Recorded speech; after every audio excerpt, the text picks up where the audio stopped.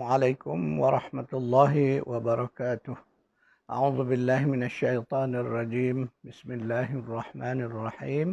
Innal hamdalillah nahmaduhu wa nasta'inu wa nastaghfiruh. Wa na'udzu billahi min shururi anfusina wa min sayyiati a'malina. Man yahdihillahu fala mudilla lahu wa man yudlilhu fala hadiya lahu.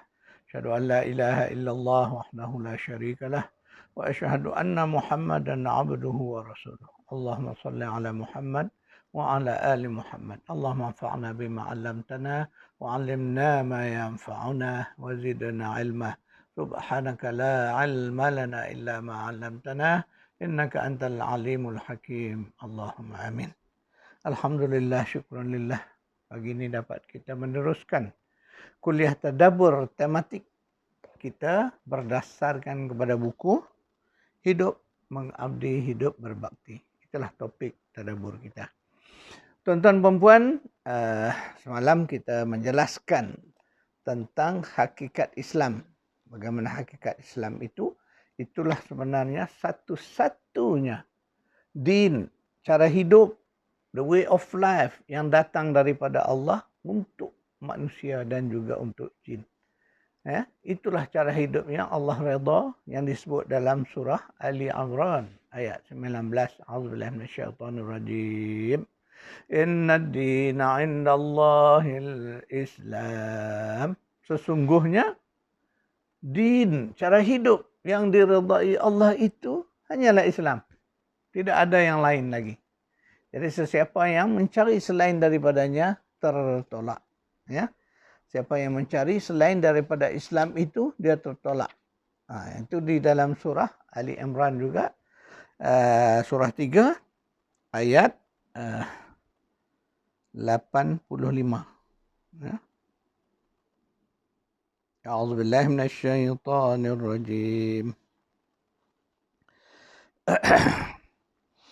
وَمَنْ يَبْتَغِ غَيْرَ الْإِسْلَامَ دِينًا فَلَنْ يُقْبَلَ مِنْهُ وَهُوَ فِي الْآخِرَةِ مِنَ الْخَاسِرِينَ. Surah 3 ayat 85. Tadi ayat 19. Inna dina indallah. Kemudian Allah nafikan pula sesiapa yang mencari selain Islam dan mereka mengambil selain Islam sebagai cara hidup mereka, falan yuqbala min, tak akan mungkin Allah terima sampai bila-bila. Falan yuqbala minhu, tidak akan diterima daripadanya. Kemudian wahwa fil akhirati minal khasirin, di akhirat nanti mereka termasuk golongan orang-orang yang rugi. Jelas kan? So itu semalam saya menceritakan bagaimana dakwah Nabi Isa alaihissalam kepada kaumnya. Katanya yang dirakam oleh Al-Quran di dalam surah Ali Imran juga ayat 51. A'udzubillahi minasyaitonir rajim. Innallaha rabbi wa rabbukum fa'buduh hadza siratum mustaqim. Sesungguhnya Allah itu Rabbku dan Rabb kamu semua, maka abdikanlah diri kepadanya. Inilah jalan yang lurus. Maknanya Nabi Isa bawa benda yang sama. Nabi Musa bawa agama yang sama. Cuma kaum dia menyelewengkan dan mereka pula mendakwa. Itulah yang terjadi. Jadi tuan-tuan dan puan ingat, Quran menegaskan sesungguhnya hanya inna dina indallahil Islam. Kemudian dalam ayat 85 yang kata apa? وَمَنْ يَبْتَغِ غَيْرَ الْإِسْلَامَ دِينًا فَلَنْ يُقْبَلَ مِنْهُ وَهُوَ فِي الْآخِرَةِ مِنَ الْخَاسِرِينَ. Tegas. Quran begitu tegas. Jadi kita sebagai orang Muslim, orang yang beriman, maka berbanggalah kita bahawa kita telah memilih agama yang Allah pilih untuk kita. Ingat tuan-tuan puan ya? Islam ini agama yang Allah pilih untuk kita anuti. Maka kita sebagai Muslim, kita telah memilih agama yang benar. Agama yang Allah redha. Jadi keredaan itu membawa kebahagiaan bukan sekadar di dunia, tetapi hinggalah membawa ke akhirat. kepada kehidupan yang kekal abadi selama-lamanya nanti. Demikianlah kesan daripada Islamnya kita. Sebaliknya juga tuan-tuan dan puan, orang-orang yang tidak mau menerima Islam, yang menolak Islam, yang mencari yang selain Islam sebagai agama-agama anutan mereka, mereka juga akan menghadapi kehidupan yang sengsara sejak dari dunia hinggalah ke akhirat dan selama-lamanya. Na'udzubillah min zalik. Kita tidak mampu bayangkan bagaimana nanti orang-orang yang hari ini, waktu di dunia dalam fasa kedua perjalanan jauh ini, mereka menolak Islam. Malah mereka mengambil kepercayaan-kepercayaan lain sebagai pegangan mereka. Maka resiko mereka sangatlah dahsyat, tuan-tuan dan puan. Resikonya, ayat 85 menyebut mereka orang yang rugi. Rugilah tuan-tuan dan puan. Orang-orang yang beriman, orang-orang yang Muslim, tempat mereka di dalam kebun-kebun syurga. Di dalam jannah yang penuh dengan kenikmatan. Sedangkan mereka ini yang tidak mau memilih Islam, tempat mereka nanti di mana? Di dalam neraka yang penuh dengan kesengsaraan. Allah. Tuan-tuan dan puan, kita tak mampu bayangkan bagaimana siksaan yang ada di dalam neraka Allah. Tuan-tuan dan puan, mari kita baca ayat berikutnya. Surah daripada ayat yang sama, sambung. Tadi mula-mula tadi kita baca ayat 19 dari surah Ali Imran. Sekarang kita sambung ayat 20. فَإِنْ حَاجُّوكَ فَقُلْ أَسْلَمْتُ وَجْهِيَ لِلَّهِ وَمَنِ اتَّبَعَنِ وَقُلْ لِلَّذِينَ أُوتُوا الْكِتَابَ وَالْأُمِّيِّينَ أَسْلَمْتُمْ فَإِنْ أَسْلَمُوا فَقَدِ اهْتَدَوْا وَإِنْ تَوَلَّوْا فَإِنَّمَا عَلَيْكَ الْبَلَاغُ وَاللَّهُ بَصِيرٌ بِالْعِبَادِ. فَإِنْ حَجُّوكَ, dan sekiranya mereka berhujah, menyangkal dan membantahmu, wahai Muhammad, faqul, maka katakanlah kepada mereka, aslamtu, aku telah berserah diriku kepada Allah dan demikian juga orang-orang yang mengikutku, wa man taba'an. Tengok kalimah yang dia pakai, aslamtu. Kalimah yang sama Allah ajar pada Nabi supaya berkata kepada orang-orang kafir yang membantah Islam ini, katakanlah aslamtu, aku telah pun menyerah diriku, taat patuh menjadi Islam. Mana aslamtu itu mana? Menjadi Islam. Nabi Ibrahim pun kalimah yang sama disebut ketika Allah perintah aslim, maka Nabi Ibrahim menjawab aslamtu rabbil alamin. Sama juga dalam kalimah ini. Ini Nabi kita Muhammad SAW diperintah oleh Allah supaya melafazkan bahawa aslamtu, aku ni telah Islam. Dan juga pengikut-pengikut aku, mereka-mereka yang mengikut aku juga sama menjadi Islam. Wa qul lil ladzina utul kitab wal ummiyina, dan katakanlah kepada orang-orang yang telah diberikan kitab dan golongan ummiyin. Ummiyin ni golongan-golongan yang diberi kitab tapi mereka tak faham apa benda isi kitab. Itu yang disebut ummiyin. Jadi apa yang kita nak dikatakan kepada mereka? Sudahkah kamu mematuhi dan menurut agama Islam yang aku bawa itu? Aslamtu. Kena tanya macam tu. Fa in aslamu, dan sekiranya kamu Islam, menjadi Muslim, faqad ihtadaw, maka sesungguhnya kamu akan memperolehi petunjuk. Wa in tawallaw, dan sekiranya kamu berpaling, enggan, fa innama alaikal balagh, maka tugas tanggungjawabku, kata Nabi, ni dikatakan tanggungjawab ke atas engkau, wahai Nabi, hanyalah menyampaikan. Kalau mereka enggan, tak nak juga engkau dah berdakwah, ajak, marilah masuk Islam. Aslamu. Dia panggil. Ajak mereka supaya menjadi Islam. Tapi mereka tawallau, tak mau, enggan. Maka tugas engkau hanya menyampaikan. Sedangkan Allah itu maha melihat akan hamba-hambanya. Jadi itu prinsip. Jadi ini kalimah ini, ayat ini Allah ceritakan perintah kepada Nabi SAW. Kepada kita umat dia, perkara yang samalah juga kita. Dalam aktiviti dakwah kita, kita kena mengajak orang kepada Islam. Ajak mereka supaya menjadi Islam. Aslama, mana menjadi Islam. Jadi dengan menjadi Islam itu, barulah kita ini menjadi orang-orang yang benar. Sebab dengan Islam itu, kita dapat hasilnya ialah apa, tuan-tuan dan puan? Islam itu hasilnya juga salam sejahtera.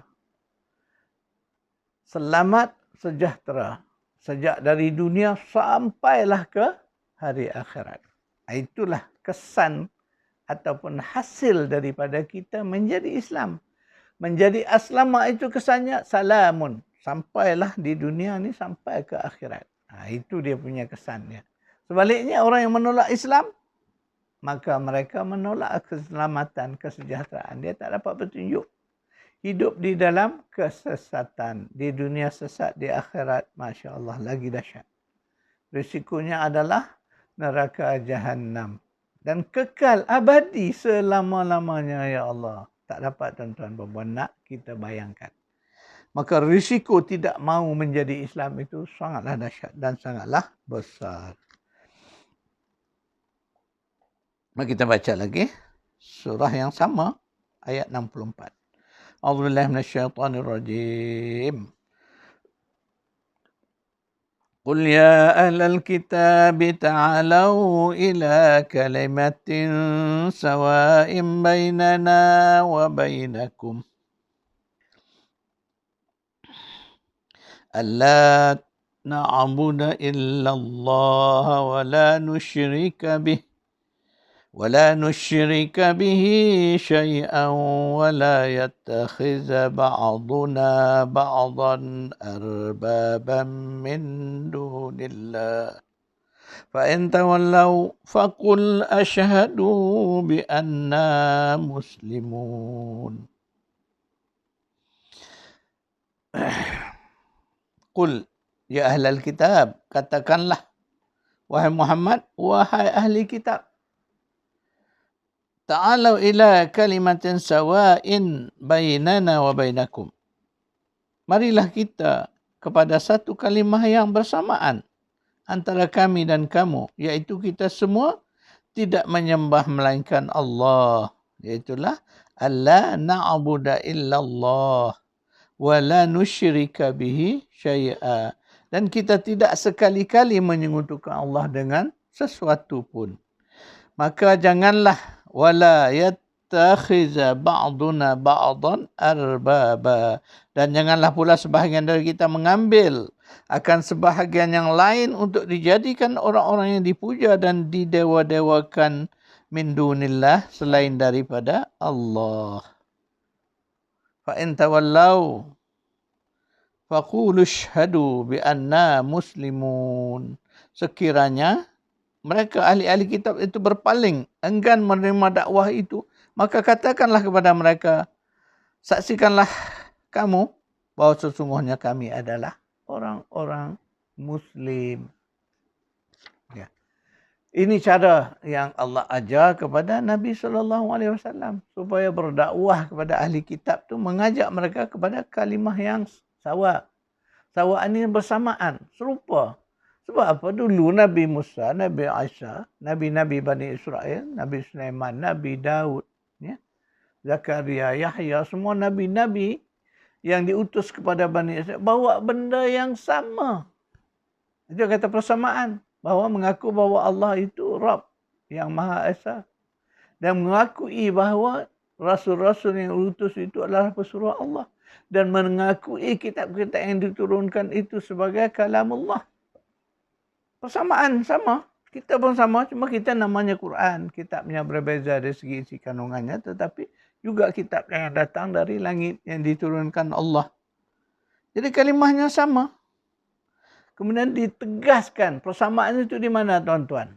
bahawa kita bersaksi tidak kita menyembah melainkan Allah dan kita tidak sekali-kali menyekutukannya. Itulah ajarannya sama.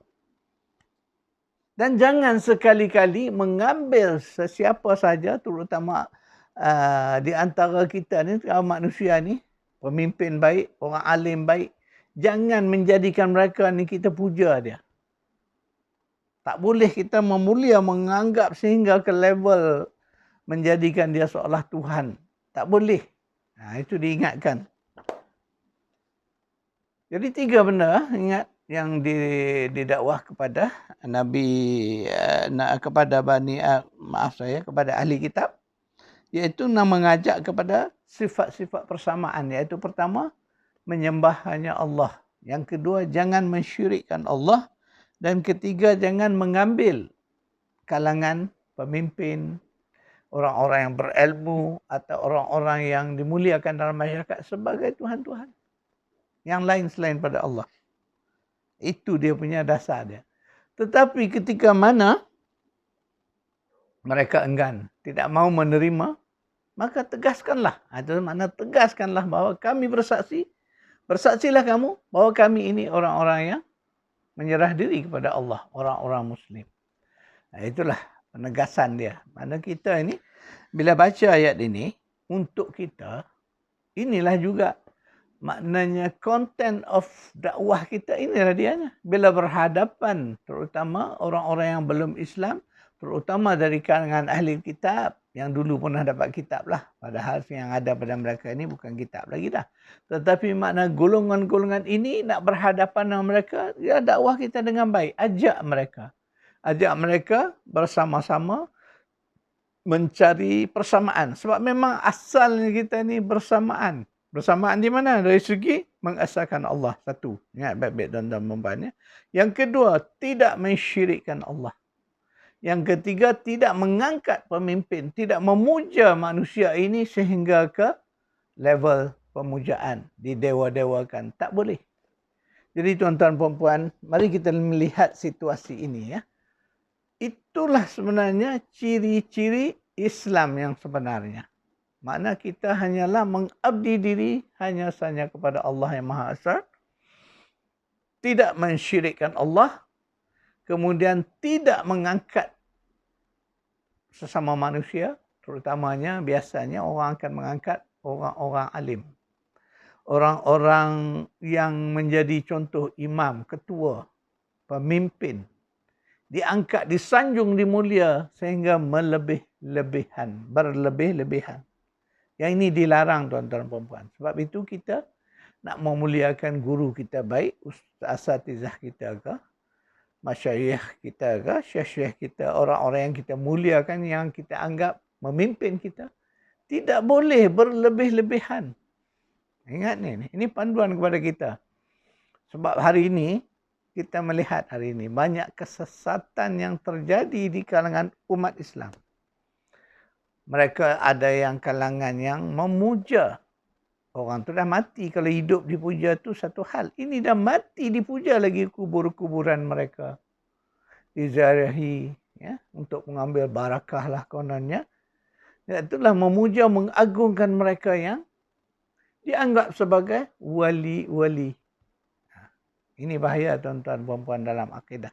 Tapi hari ini kita melihat masih ada kalangan kita yang taksub kepada kuburan wali-wali. Kuburan-kuburan keramat.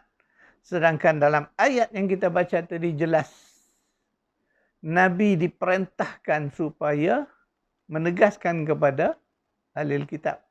Bahawa tidak boleh mengambil di kalangan manusia ini sebagai arbab. Tak boleh diangkat, dimulia, disanjung.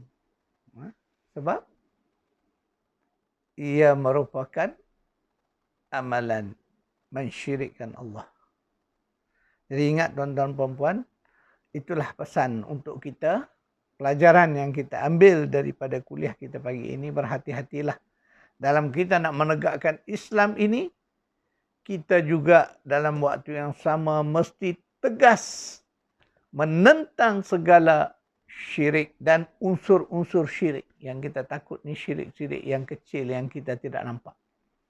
Kadang-kadang kita merasa kita betul kerana kita nak memuliakan. Ialah orang-orang soleh. Orang-orang yang kita anggap mulia. Kita nak menghormati dia. Nak mengambil barakah kononnya daripada mereka ini. Maka kita memuja mereka berlebih-lebihan. Salah tuan-tuan dan puan. Kita tidak dibenarkan. Ingat, tidak ada sesuatu selain Allah yang layak kita abdikan diri, yang layak kita puja, kita sanjung. Hanyalah Allah Subhanahu wa ta'ala. Tidak ada sesiapa pun selain daripada Allah. Ingat tu. Jadi itulah prinsip kita sebagai orang-orang yang beriman. Jadi tolong semak balik diri kita. Apakah ada amalan-amalan yang boleh menjejaskan tauhid kita ini? Sebab ini sangat berbahaya tuan-tuan perempuan. Kerana ia melibatkan unsur aqidah. Jadi kita mintalah berlindung. Allahumma inna na'udzubika min an nusyrika bika syai'an na'lamu wa nastaghfiruka lima la na'lamu. Itu doa yang kita ambil dari hadis ma'thur. Minta berlindung diri dengan kepada Allah daripada sesuatu yang boleh membawa kita kepada syirik. Kadang kita sedar ada keadaannya kita tidak sedar. Maka kita mohon ampun jika kita tersalah kepada Allah. Sekadar itu dulu tuan-tuan puan-puan kuliah kita pada hari ini. Ya, sekadar itu dulu. Saya bagi catatan kuliah kita pagi ini. Beberapa ayat yang kita dah tadabbur. Tidak banyak tuan-tuan puan-puan. 2 ayat.